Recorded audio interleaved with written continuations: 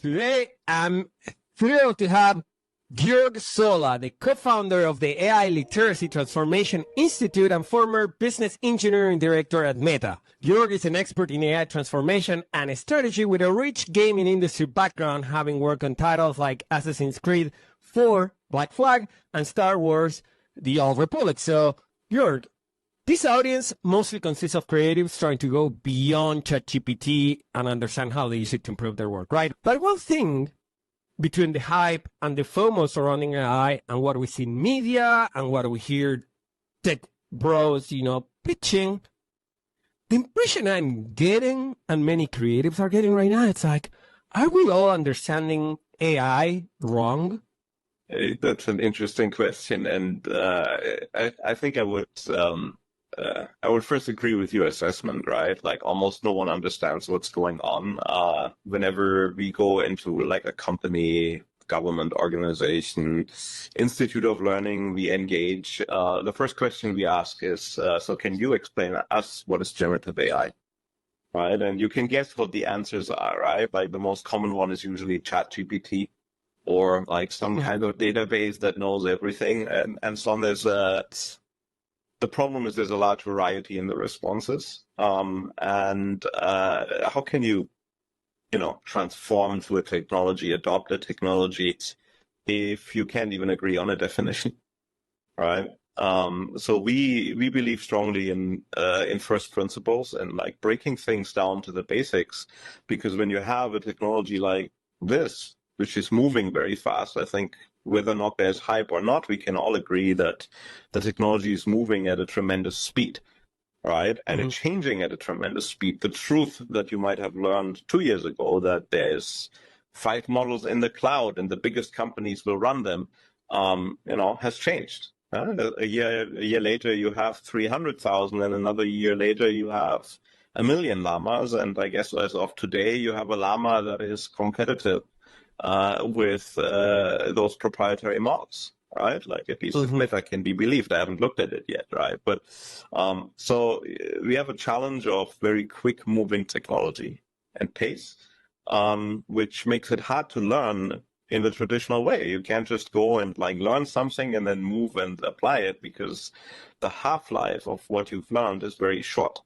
Right, I think prompt engineering, great example, right? In Singapore, we have some of the polytechnics in the education system who rolled out prompt engineering, and we're a year in, and the question becomes, is this even going to be, a profession or even a part of a profession, or will the computer just take that over?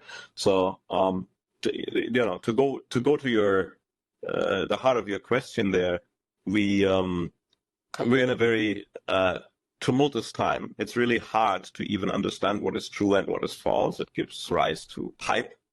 And it has to start at understanding what the technology is, right? Like, what is generative AI? And that's what we explained. And I can do that here if you want. I live in Los Angeles, right? So there's a lot of creative, there's a lot of tech people here, and many times we cross paths, right? And you see a lot of people that you would think are very smart. Many of them are very smart. Some of them not as much, but they have the money to appear smarter, and you hear them talking. And it does seem sometimes like there's not really a lot of substance. There's a lot of, words like, how do you say, efficiencies and things that, sound really good. But it's like, when you say, okay, explain it to me like I'm very dumb or like I'm 5. And it's kind of like, it's just pretty words, but it's not really saying anything, like when we say democratizing content, which we know it's also like misleading at best. So how do we make sense of this wave of folks just having opinions on AI and many times being decision makers when there might not be in a position when they can make decisions? And let me know if this question just made you totally dizzy. No, I think it makes perfect sense, and it mirrors what we have seen. I think we connected over a conference called Super AI, or at least my comments on that conference, right? Yeah, I think I saw something you posted on LinkedIn, and I was like, this is very interesting. I'm going to reach out to this guy. I'm sure he's not even going to answer, but I need to try. And you did answer, which was very surprising, and I appreciate. Yeah, so like I was at that conference here in Singapore, large AI conference, at least it was branded at that. And I was pretty upset there because what I saw was a whole bunch of people running around saying words they clearly did not understand. And intentionally, right? It turned out to be a crypto feeder event and an event trying to position the idea that somehow and AI belong together. And it makes perfect sense if you understand that people have, mining rigs that they would love you to push your training data through to put it on the blockchain and so on. It doesn't make any other sense, right? And there were large words on screens, people talking about world crypto models and Web5 and democratization and pictures of children in Africa with iPads but no shoes. And it was all really, I wasn't very happy at it. And I made some comments about that. But I think there's a video on YouTube actually of that conference, you surrounded by the crypto bros. I'm actually going to add it to the notes because it's a very, how do you say? But I don't know if it made me uncomfortable, but it's one of those things when you're watching and you're going like, oh. So yeah, I can watch. It's a fun video, but let me say this. I think we made all a terrible mistake. So I've been in technology all my life. I've been in frontier technology all my life. Gaming is frontier technology. It's no coincidence. I think there's a Wired article this morning that says, the gaming industry is moving ahead full steam with AI and it is affecting jobs. And that is no coincidence at all, right? We know NVIDIA. NVIDIA has been our pacemaker for 20-something years, right? New cards, we maximize them. People want new cards and so on. It was a great business model for them until, let's say 2019, right? Red Dead Redemption. At that point, you could feel we're somewhat running out of steam on the visual fidelity thing, right? Because 4K, 144 frames per second, if you can't convince people to buy 8K, you're kind of in a growth bind, but then AI and crypto came along and saved the bacon, of course, for NVIDIA. But the point here is that gaming is frontier technology, right? The iteration cycles are, compared to enterprise, extremely fast. A game years, 3 years, right? Like an Assassin's Creed is about 2 years production times if things work out. And you have budget to experiment. You're not building critical infrastructure, right? You're not going to CrowdStrike the world with your games. And people generally don't die over video games. So even if you take technology that isn't perfect, like AI, which certainly isn't, the risks are somewhat containable.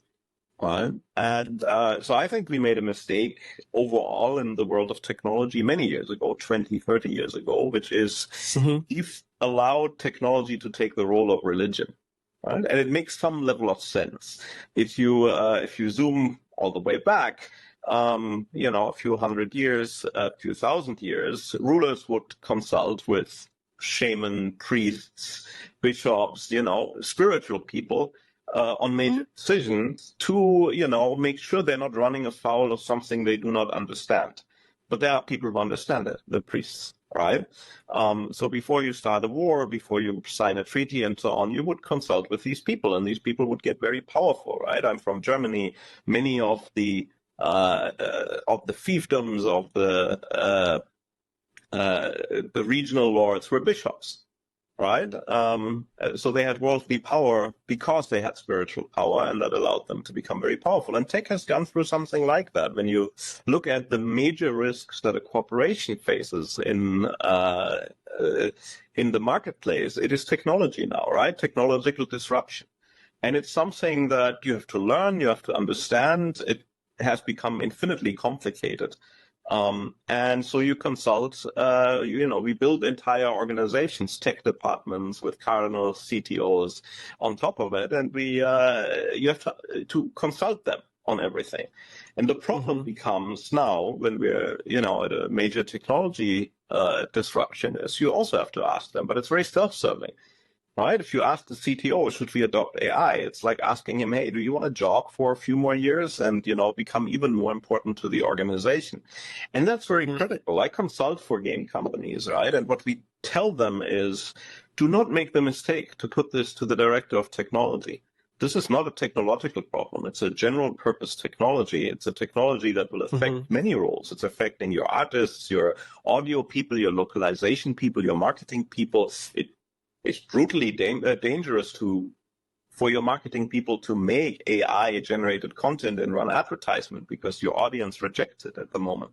Right, so this is an all of company problem. It's an all of organization problem, and you're going to have to learn to move away from just listening to tech, and that becomes very tricky because when you look at, for example, that conference, the way these people work is they throw out technical words, and they speak very confidently, like ChatGPT. Right. And most reasonable people go like, yeah, I'm not sure if I understand this, but this person clearly seems to understand it. I'm not going to challenge them. And that is what led us into the desert on crypto, on Web3, on NFT. Right. And it's a very brutal playbook. And I specialize on breaking that. Primarily because I work in these industries. I run fintech business engineering at Facebook. Right. We did with crypto stuff at times and so on. So I understand these things and I can tell when people are bullshitting, but the average CEO, the average business person, the CRHO cannot. And what we teach them is that they actually can. That if they understand first principles, they can understand the words and the questions they can ask and force people, to show cards.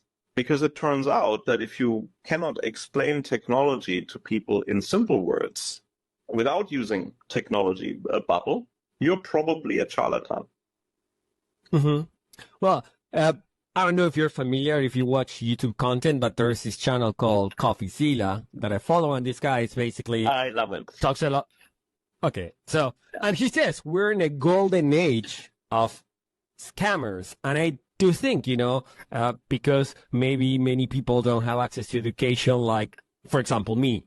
I was lucky enough that I was able to go to public school my whole life. I was born in Argentina, had an excellent education, all for free. That doesn't exist anymore, right? So society tends to be less knowledgeable about a lot, and then also you consume these images of folks that are rich with their car, and they must be really smart because they made a lot of money. So I can kind of tell why people don't challenge this, because again, they have the money, they're successful. I'm at home watching YouTube, so they must know something I don't know, right?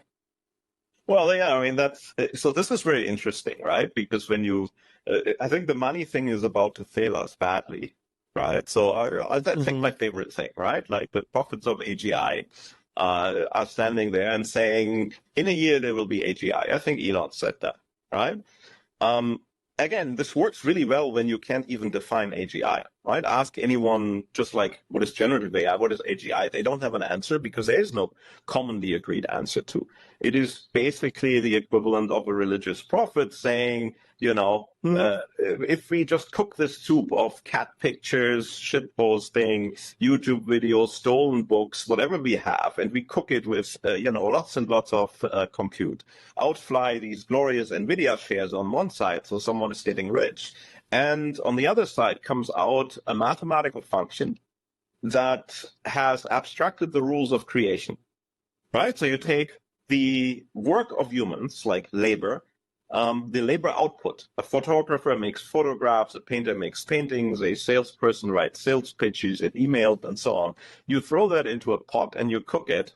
And what comes out on the other side is a mathematical function that has distilled the rules of creation, the rules that, we know, right? But also the rules we don't know, which is what makes it very interesting and also problematic, because biases, for example, racism, are rules that we don't necessarily want in there, right? But if you think about this as the primitive, as the definition of generative AI being data plus training equals model, and training is like primarily compute, it's not very complicated, right? When you look at the Transformer paper in implementation, it's 1,000 lines of code.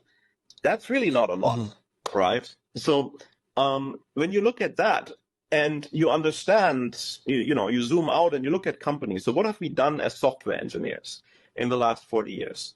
We go into companies, right, as consultants anyway. We go into companies, we look how people work, and then we create software for it, right? We give you a machine. Yeah. It's the same as, 50 years earlier, engineers would go into companies and they would look at, oh, this is how you're making shoes. Well, we can kind of make a machine that does this part or this part, and we'll give it to you. We call that industrialization, right? We create machines. And when you connect that, you understand that what we have built is a machine that prints machines, right? A machine that can take data, find its patterns, and build a software machine that can create the same data. And that is vastly more powerful than, explaining ChatGPT or Stable Diffusion, because you understand that this is a general pattern. This is a general purpose technology. Now, what throws people off is that the machines that come out are shit, because they are like 80% and they have all these weird properties that we don't like. And we have barely discovered this, right? 1,000 lines of code to train a model. I'm sure the training recipes are much larger now, but they also have problems. When it costs you $10 million to do a single training run, and we're approaching $100 million now, experimentation stops being useful, right? Because you cannot really afford to experiment. The answer to that has been, let's make smaller models, let's give them away. Let's, GPT Mini is coming out, Microsoft is doing Phi and so on, because they need to retain the ability to, learn and figure out on a smaller scale, right? And these machines are now getting deployed. So if you think about them as bad machines, they electrocute people, they only work 80%, but in many use cases where you apply them, you don't need much more. If you think about image generation, right, it's like perfect consumer tech. The consumer runs the machine, gets 50 images, 49 of them are horribly, horrible hands or whatever it is. And they take the one image they find and they post it on the internet and they go, behold, it paints, right? Great PR, but also you're outsourcing the job, right? And consumers are great at that. I mean, if you go in Singapore into a restaurant now, you're going to have to order yourself from a QR code. Where you still pay the service charge, right? So this is kind of same here. It's the same. It's the golden grail, right? You make the consumer do the work, which explains why the technology currently is being pushed primarily to consumers, because it's generally not good enough for enterprise. If you have to make any kind of warranties, it's not that great, right? And so when we have this foundational understanding of the technology, right, we can understand why it's impactful, and why improvements to it are going to be impactful and what kind of improvements are. But we can also tell where the hype is, right? It's not going, the cat picture soup is, even if you throw 1 million times the cat pictures at it and more compute, is probably not going to become sentient and wipe out the planet or solve climate change. That's just a whole of, it's bullshit. Okay. So, Georg, I kind of as you were talking, I was having this picture in my head, kind of I'm picturing this scenario, right? Like, because of the work you do with the AI Literacy and Transformation Institute, right? You go into these companies that I'm assuming hire you to help them make good decisions, right? But then we have the CEO that on one side, they got investors that are seeing that every startup is releasing, this week, the model that changes everything. So you got your investors telling you, hey, why don't we have something with AI? Why are we still hiring 10 people instead of 2? And why aren't we telling clients that we can do, this sounds like stupid, but trust me, at least here it happens. Why aren't we telling clients that we can do, Titanic number 32 in 2 hours using Sora? And then you walk in and you hear all of this. Yeah. So, I mean, the first rule of consulting is try to understand why you're there, right? The CEO likely has a reason. And that reason is often that the board wants AI strategy, right? So this is where watching the market really helps, right? You go back a year, you look at the market, there were a bunch of cases where CEOs went out and said it doesn't make all that much of a difference. I don't see the point right now. And the market punished them. So you look at Check.com, for example, it's fairly common in Asia. It's a company that does textbooks and learning for students. Oh, I know them. In Asia, we love, investing in kids and education. Mm-hmm. And the CEO made some unfortunate comments, and the investors punished them because they don't believe it. They sold it off 30-40%, right? And that happened a few times. So what happens next? The board comes to the CEO and says, you are going to get these questions in the next earnings call. You need answers. And if you, they also will tell you, and we've known this from Web3, we've known this from NFTs, we've known this from crypto. If we throw some sprinkles on it, investors might actually buy our stock because they don't understand how to price this, but they don't want to be left out. FOMO, and the hype is self-sustaining. So there's a few reasons why you might want to bring consultants in, right? One is you probably go like, hey, we need to do something with AI. The better ones are like, help me understand so I can make strategy. But the majority tend to be, we want to do an AI project. How do we start? Right. And my job in that case is then to walk us back and go through, okay, let's first understand it. It doesn't cost that much time to understand what you're facing. And that tends to be when people's jaws hit the floor because of the disruption that they're suddenly seeing. It's no longer, it's not the latest tech fad coming out of Silicon Valley that you have to attach yourself to, but that has very little risk. If you look at companies like many gaming companies that were publicly listed, started fabulating about Web3 and NFTs and so on, and it all disappeared. But it brought investor money at the time. So like there is almost no downside at the time. You just have to replace the narrative with a new narrative, right? The problem with AI is it's quite real and quite disruptive. And maybe to give you an idea how disruptive, right? Like I think we had this conversation before of how much money has Meta spent, more than the Manhattan projects on AI models, Llama, right? The biggest one came out today. More than the United States spent to end World War II was spent by a single private company to train a model and give it away for free. And then, I do the same thing. I ask people why. Do you know why? Right? And they're like, well, like competitive. Yeah, it's competitive, but Meta doesn't run Llama, right? Like the Llama runs on AWS, at least the bigger one. So Meta is not making any money out of it. So why? And then, sure, hurting Google doesn't, giving people something for free so Google doesn't make money in a competitive environment certainly makes a certain amount of sense, but not that much sense that this amount of money would make sense. So then you go into first principles. What happens, right? And you're saying like Titanic 3 in 24 hours. Maybe not, right? But look at, I know this from, let's say, Assassin's Creed Black Flag, right? And Assassin's Creed today probably has 1,500 people working on it, 6-7 countries, 12 studios, 24/7 operation, 2 to 3 years. Massive logistical operation. It's not fun to be a creative director on those because you are not actually doing the game. You are coordinating people across the globe, right? You talk to other studios, deliverables, and so on, and you design subsystems that are modularized so you can work in a distributed fashion. A Frozen movie isn't different.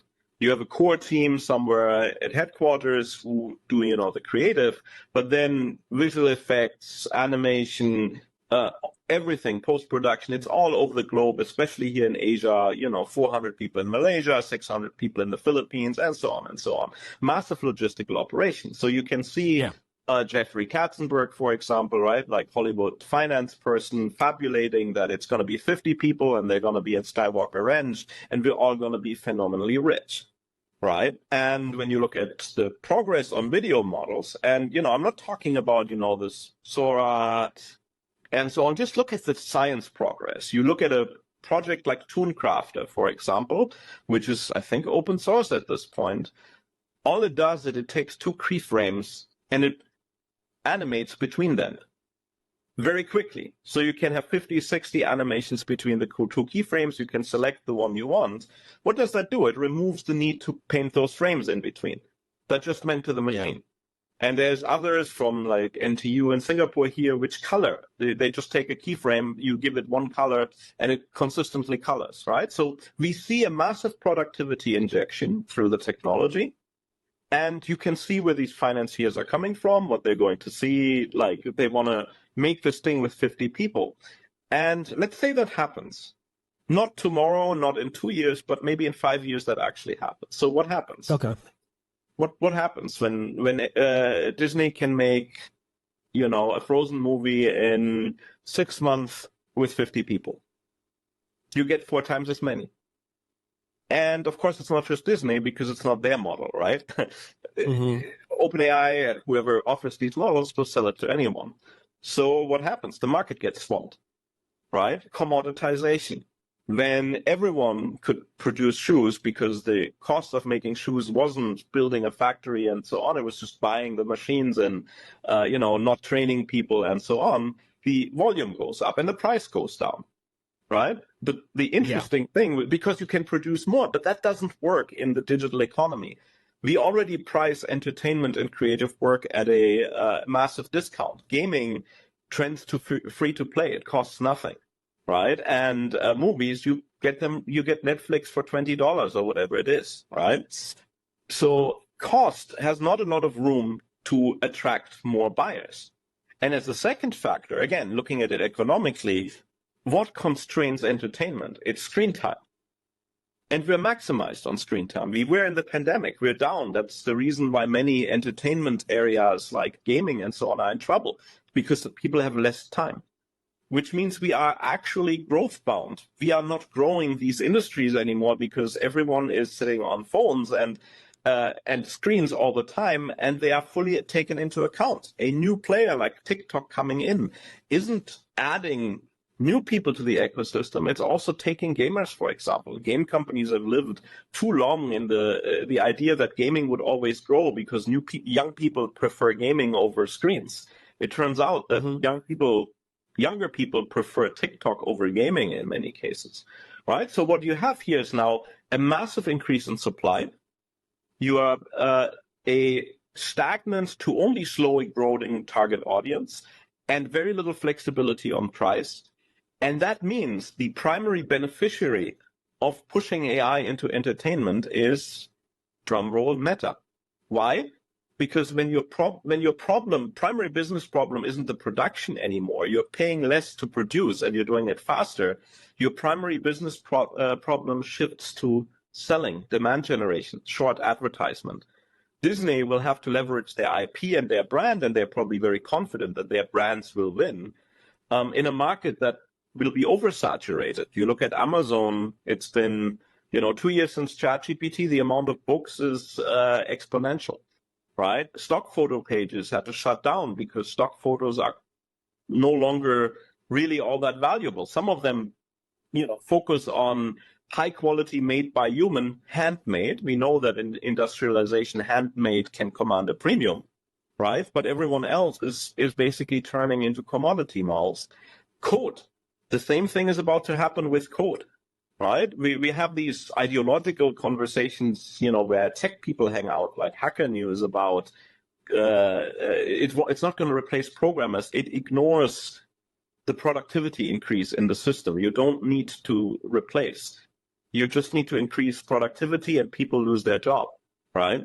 And today, like I had this magical experience a few weeks ago and yesterday again, where I have Ollama. It's like a software for running LLMs at home.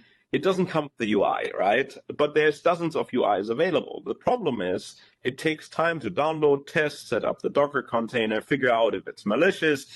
And I realized it was faster to ask Claude to generate a front end. It's on my GitHub. It took 10 minutes.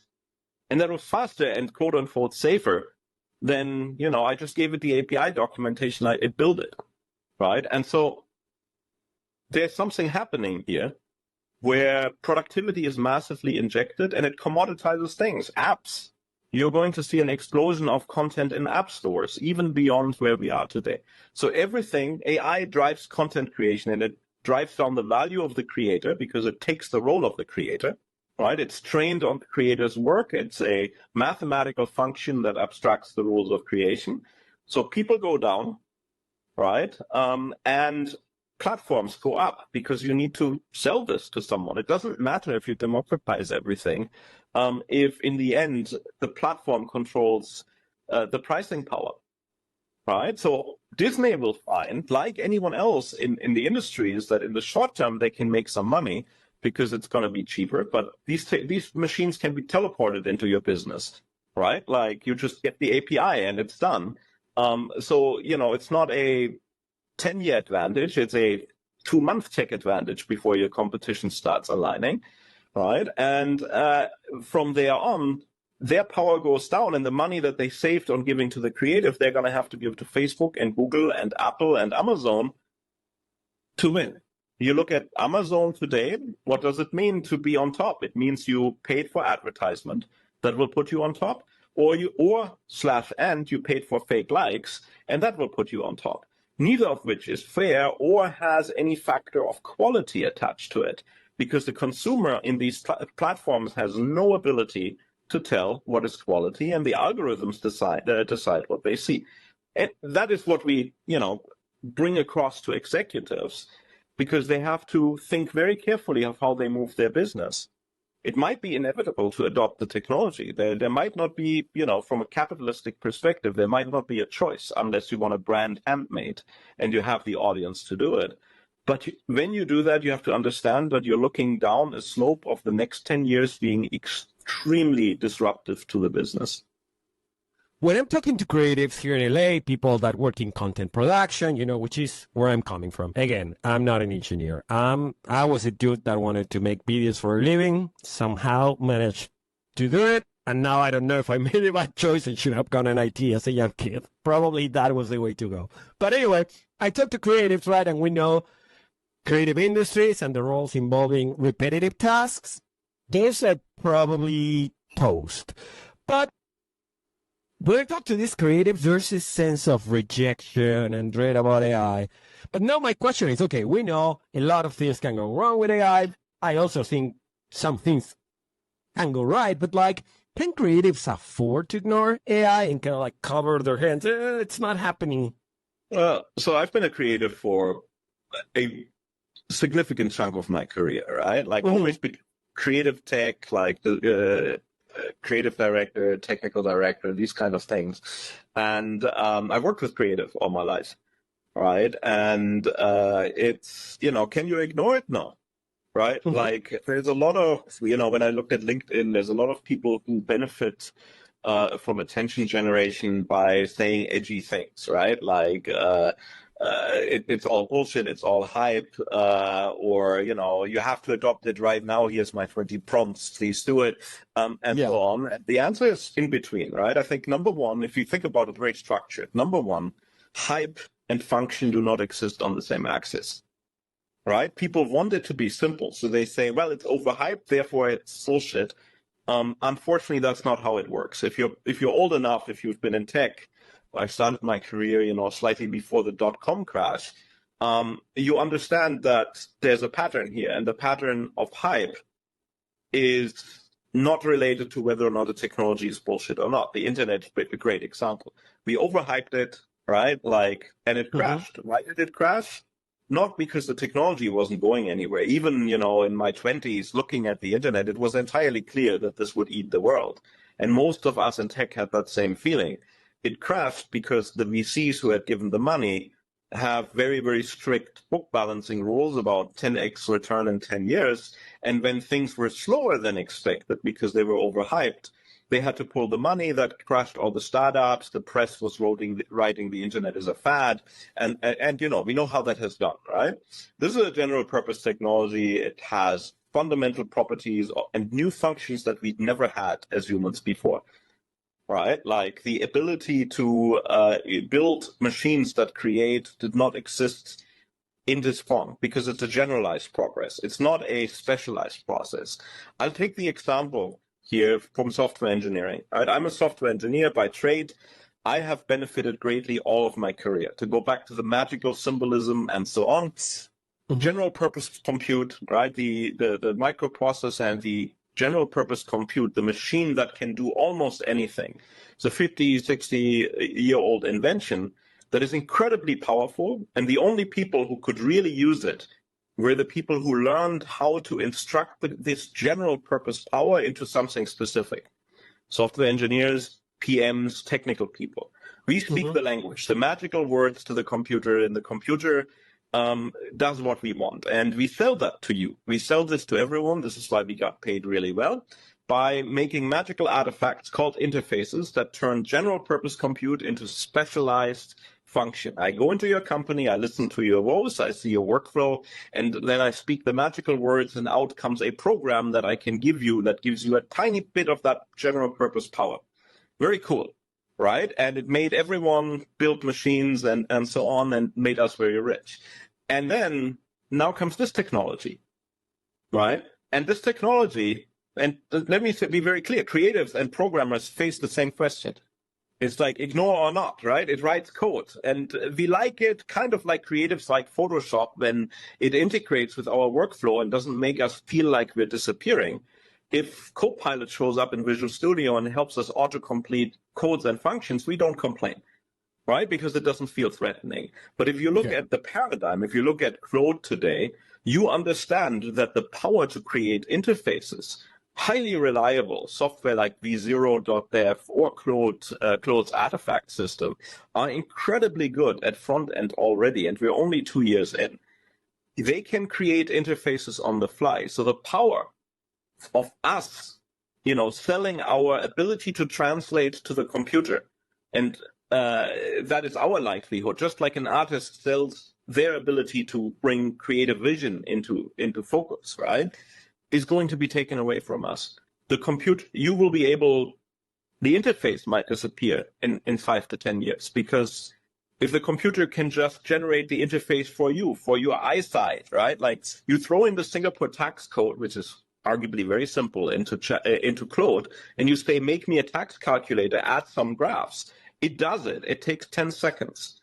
And you say, I have bad eyesight, and it will set the right classes and make sure that, you can see it really well. It's high contrast. That is a tiny glimpse at a not so far off future where our fundamental power is taken away. And so as creatives, we have two choices, right? We have the choice of focusing on handmade, right? On saying people will pay for handmade. And I'll point at the most resilient job in the entire creative industry. It's theater, because it's already been disrupted by every other digital medium, right? Or other medium. Like theater is when movies came out, theater was dead, right? And yet it is still here, right? There's on one side the handmade human experience, right? And I do really believe that will become more important, that people in handmade will be able to make more money.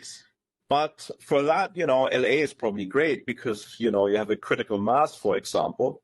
You still have to be able to reach your audience, the platform problem that we've talked about. And that is where it gets challenging. There isn't enough space for handmade, right? Not every TV actor can go into cinema, obviously, right? And they are looking at, Unreal.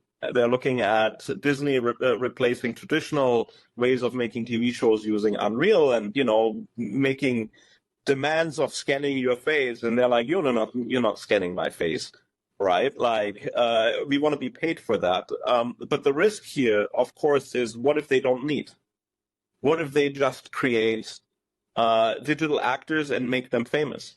When you look at the last 6 months of technology, Live Portrait, Vasa, and so on, you can see that we're getting really good at faces, and we're getting really good at post-production, right? Like I would assume that very soon extras will just be mostly digital, right? Because the power is not with the creative. The power is with the platform and the people who've bundled the creatives into studios, right?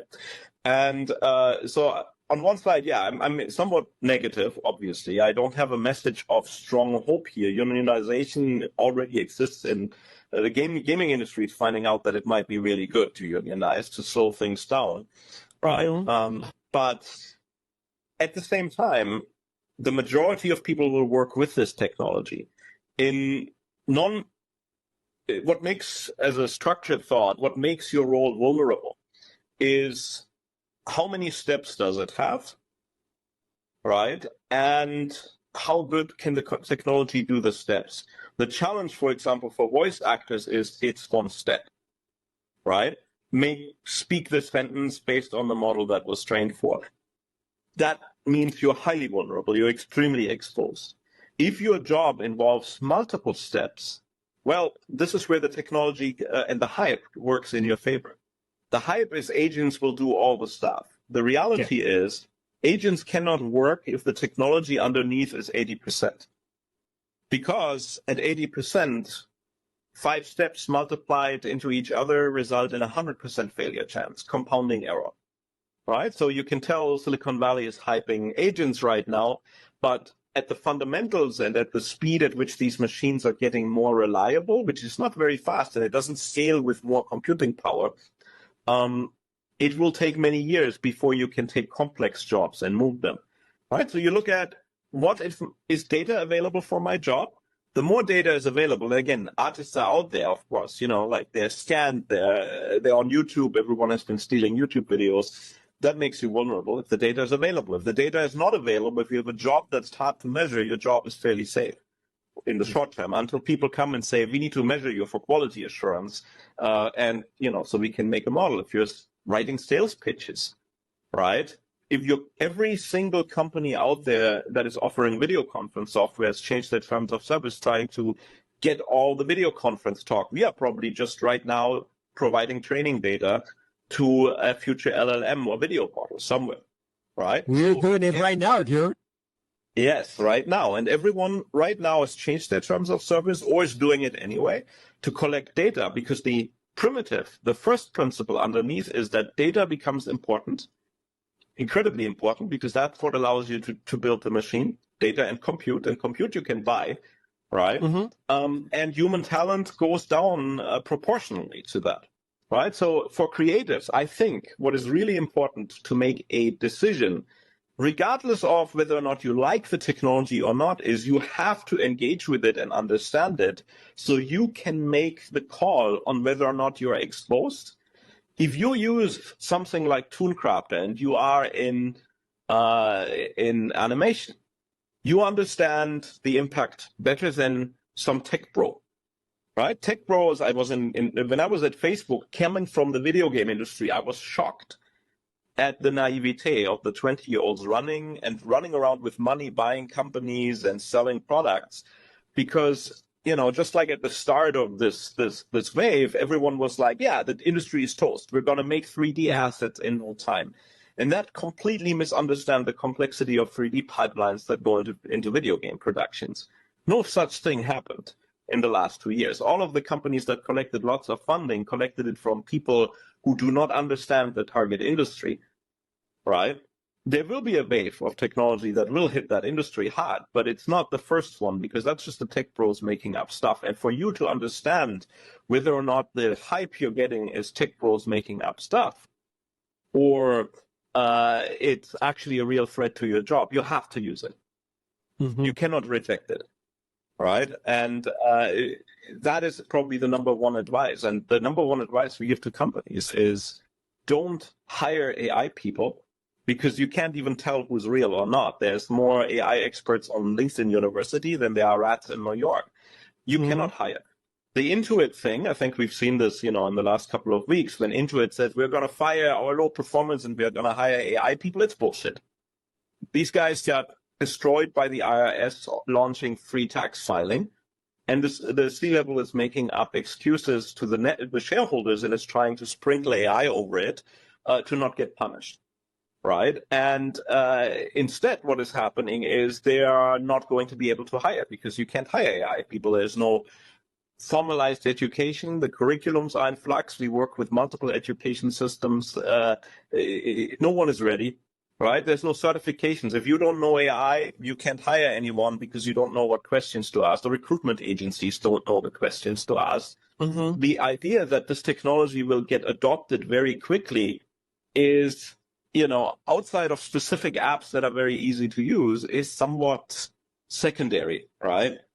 Because of that. So there's a lot of bullshit trying to drive us there. And I wanted to very briefly, even though this is already, again, very long-winded, very briefly go into why the bullshit. Right. Let's do it, Jörg. I don't care anymore. We'll have a 15-minute interview. And if no one's watching, I'm happy anyway. Anyway, that's fine. So why the bullshit, right? Yeah. Why the hype?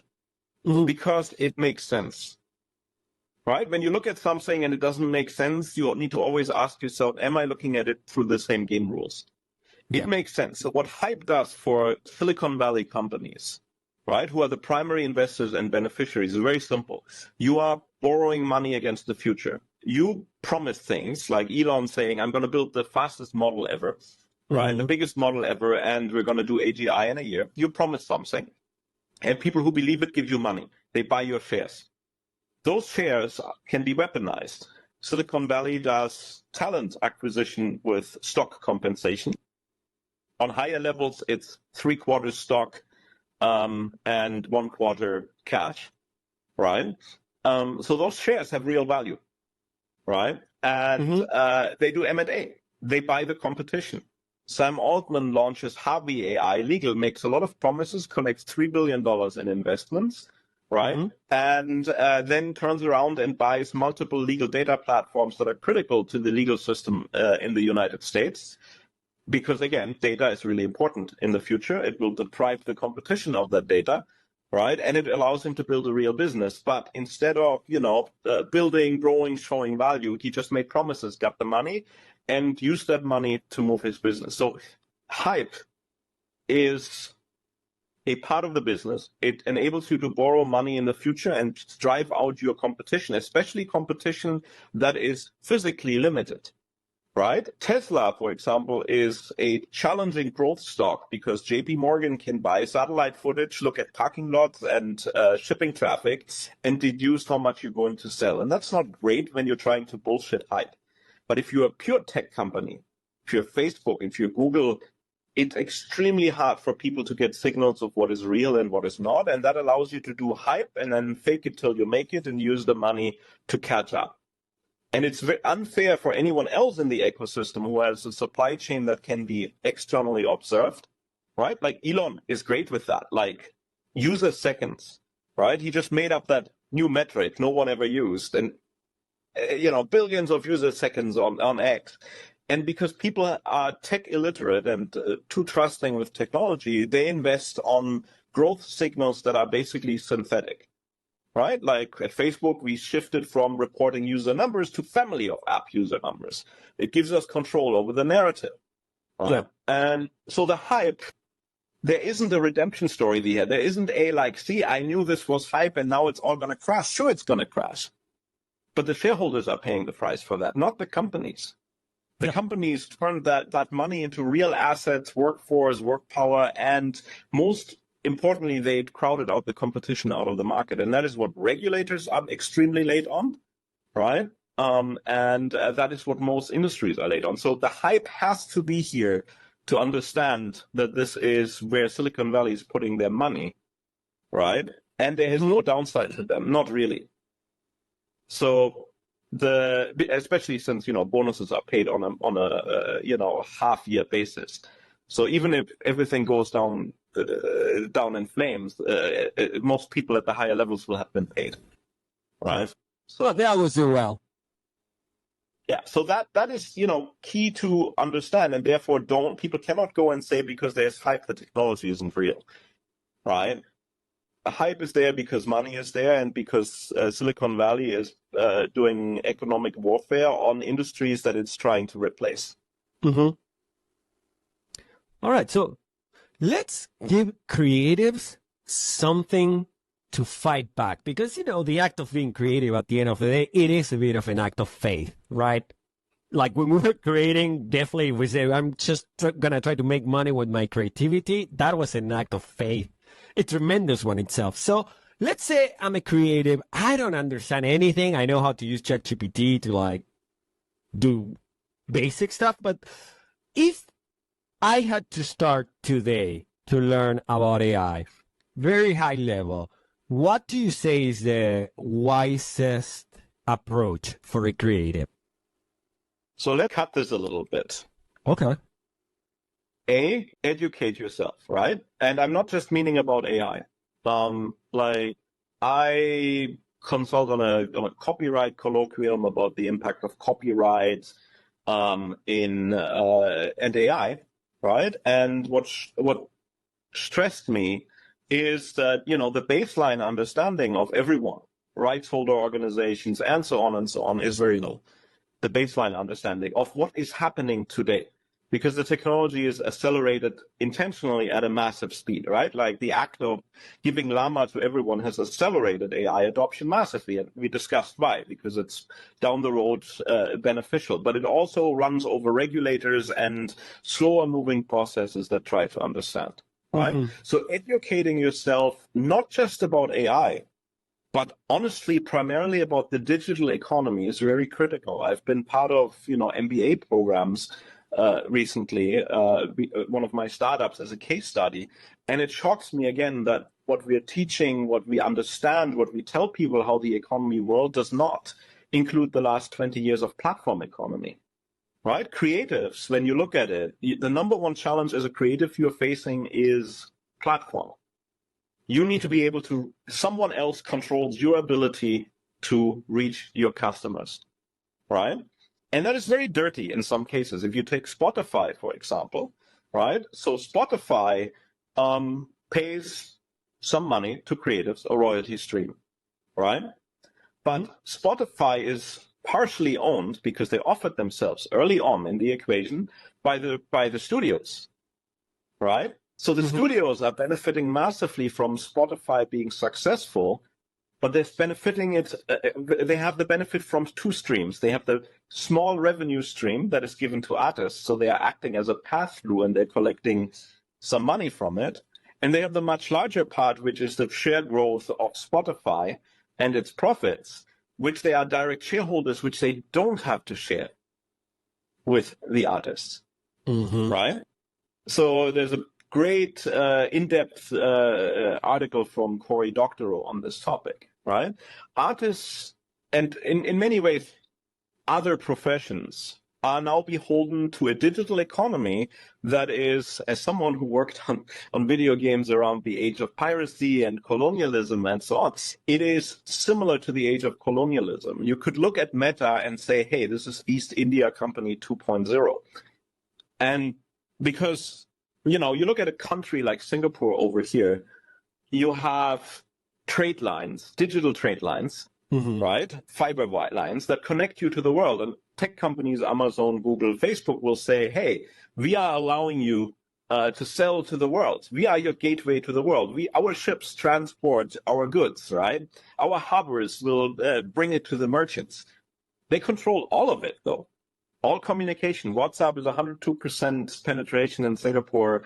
If a Singapore business sells to the world, more and more it's going to be through Amazon, through Facebook ads, or through Google ads. Right? So these companies, these platform companies, own everything, and they can decide who wins and who loses, and they compete in the same business. Facebook competes for eyeballs with TikTok, and it competes with Netflix and with Spotify and your video game. And so when I talk to video game companies, many are still in the touchy-feely, we are making art stage, while they are swimming in the same pond with companies that aggressively A/B test technology until it is maximally addictive. It is not a fair battle at all.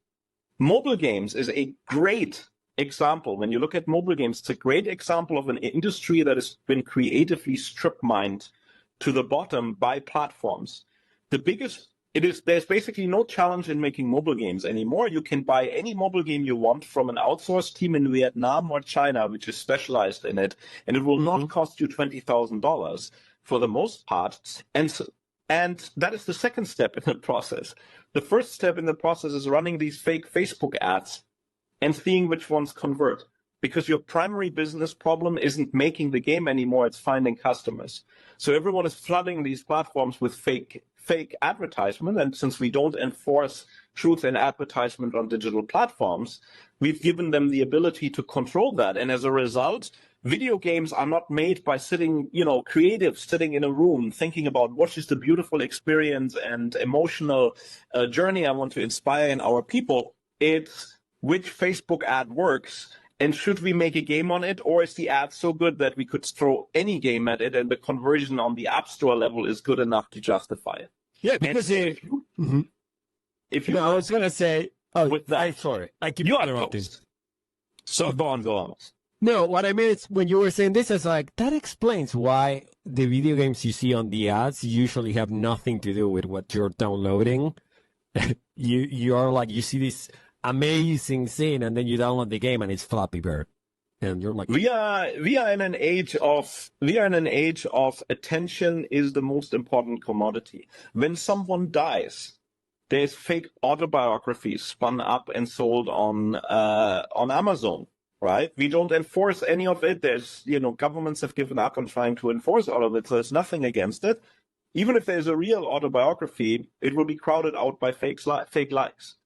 Right? Any world event that happens not just attracts scammers now, right? It also attracts reach builders, which is all these pages. I think entertainment, right? If you go to Facebook, a very large number of properties on Facebook pages are just reposting the top questions that were harvested from Quora, and sometimes rephrased by an LLM, sometimes with an added AI image. Why? Because Quora had these as top questions, so you knew they were engaging. Yeah. So you take them and you post them on Facebook, you build reach, and then down the road you sell that reach to a scammer or a real company. We are in an economy where attention and platforms control everything. So the first thing, to go all the way back to your question, is learn about how the digital economy works. It's a brutal economy, and understand that this is competing directly with you, and that your approach of doing art is being fought with, machines. Mm-hmm. Right? That is the first thing. That is even before AI. Understand AI and how AI changes this already existing economy. Right? Injecting more content, more, diversion. And you realize with every platform's bundle power and take it away from creators, and eventually take it away from vendors too, right? The creators, the people who make products on Amazon, and the people who sell them are both paying their taxes to Amazon, and Amazon sits on top and goes like, oh, this sells really well. Let's launch our own brand. Right? Let's launch our own store brand and take it away from both of them. Right? And we have allowed this. We have allowed creating this economy. So fighting back, very honestly, there's no fighting back with technology. There's fighting back with voting power. There's fighting back with unionization. And the most powerful thing that the creative industry still has, which it still commands the attention. But it would require a concerted effort, right? A coordinated effort, something that in video games doesn't exist, but in movies with the Screen Actors Guild might exist, right? And it has to be a lot more than what you saw even in the last round of negotiations, all right? That is realistically the only place. There is a legal path, I think, but we shouldn't over-index on it, because the legal path is of all these companies stole all the things. I mean, it's hilarious, right? You download a movie, you're going to get very serious consequences. Someone downloads all the movies and says they're doing AI training. It's somehow okay, right? There is going to be some reckoning, but like in my estimation, the industry will just move on to synthetic data. We've seen this already with Adobe, right? Adobe told everyone we're making an ethical model. It turns out that a significant percentage of the content of the model was the images generated on Midjourney, which definitely did not ask for artist permission, right? So there's just the most important thing is driving this literacy and understanding of how things work and what is happening,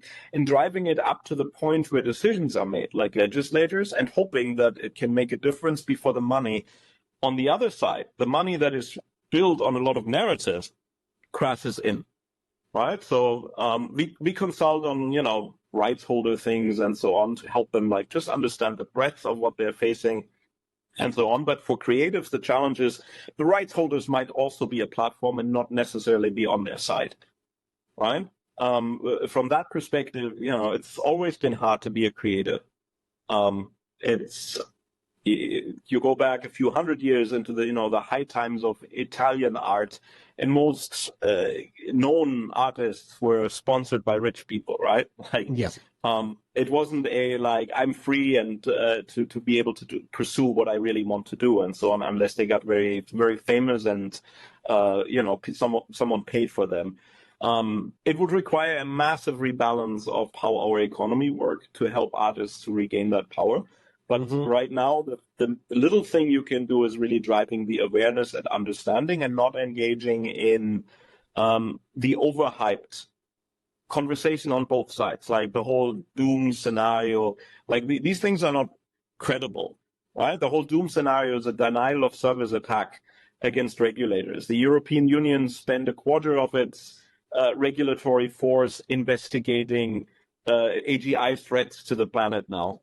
Sam Altman must be having a good laugh about this one. Like, it's never been easier to, cripple government response with narrative.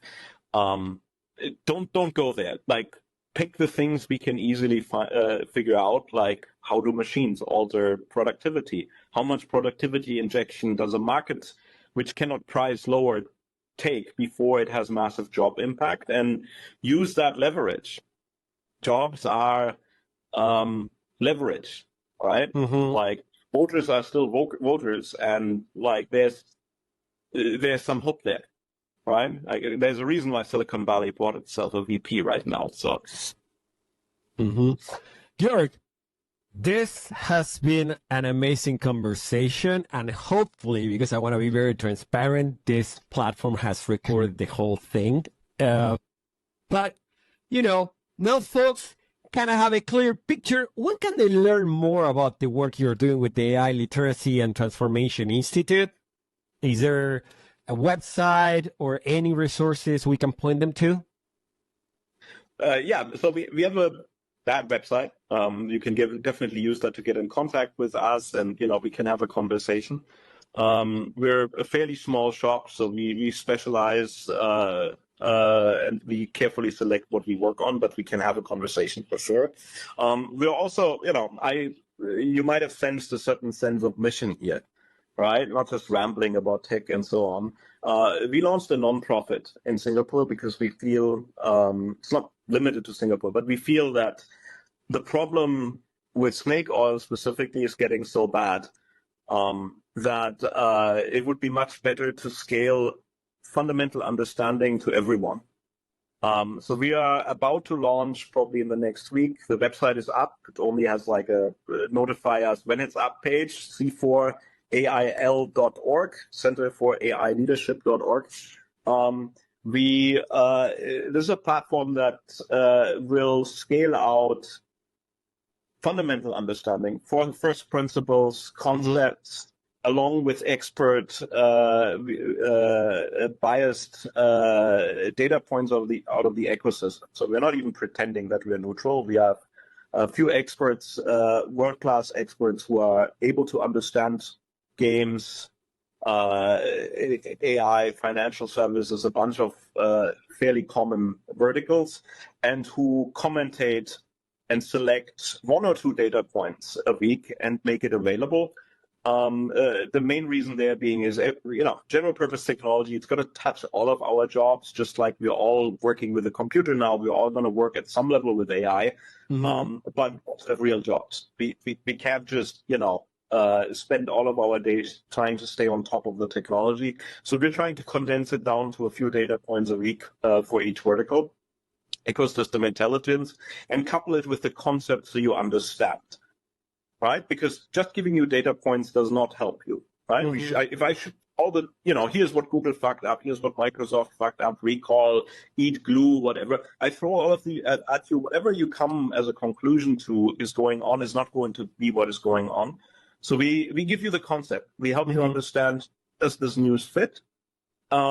And we hope that basically enables even smaller companies, SMEs, and so on, to get an understanding of what is happening, how fast things are moving, and restore predictability into the market. Because you can predict, right? Like, in hindsight, if you knew Moore's law, you would have been able to predict the exact year at which streaming video became capable, right? And we knew Moore's law, but we reverse engineered most of these things, and people were surprised. And it turns out that AI has some similar laws, right? And a lot of, extrapolation that is probably insane, right? But we know what it's bounded by. We know its limitations, right? And we track those instead. So there's only like 7-8 things that you have to track to understand, probably with some certainty, of how your industry is going to be affected and on what timeline. We try to make that available. So if people are interested, c4ail.org, Center for AI Leadership. It's a nonprofit. It's going to be extremely affordable as a result, because we want to scale this broadly. And we hope that is that can really help driving better information. So tech alone doesn't get to write the playbook and the narrative. I appreciate folks like you doing this. Again, the reason I started this podcast is because I'm like, I don't know what I'm even getting into, but I want to have agency, and I happen to be in LA, which is a very good place, so I'm going to try to learn as much as I can, talk to folks that know more than I do, and see how I can influence to hopefully make this a better place for creatives somehow. And I'm glad to see there are folks like you out there who have experience, who have had a longer career and are doing this, because I do think it makes a difference. So I appreciate it. Georg, we'd cover first principle strategy, how to help decision makers go beyond the FOMO and hopefully make better decisions, and what AI means for the future of creative jobs. So this has been a super interesting conversation. I appreciate it. And I think for the creatives watching this, what we're learning is stay informed, critically evaluate the things you read. Don't eat the bullshit. Just ask lots of questions, educate yourself, and that will be a way. I wouldn't call it future-proof, but to have a better shot at. Don't accept tech. Don't accept tech bubble. If someone can't explain the technical things in terms you understand, it's religion. It's not tech. I think that's going to be the quote that I'm going to have in the beginning of the podcast, because I think it's brilliant. So, Georg, thank you so much for your time. I appreciate you coming into the podcast. And for the rest of you, we'll have all the links that Georg mentioned. We'll also have that video of him on that crypto conference, because it's a very interesting watch. And thank you all for joining Creativity and Robots. One more time, I hope to see you next week on our newest episode, and have a good one. Goodbye. Take care. Amo la creación en mi pantalla, bits y bytes en danza, todo brilla, cada código que escribo canta. Sabor a cumbia.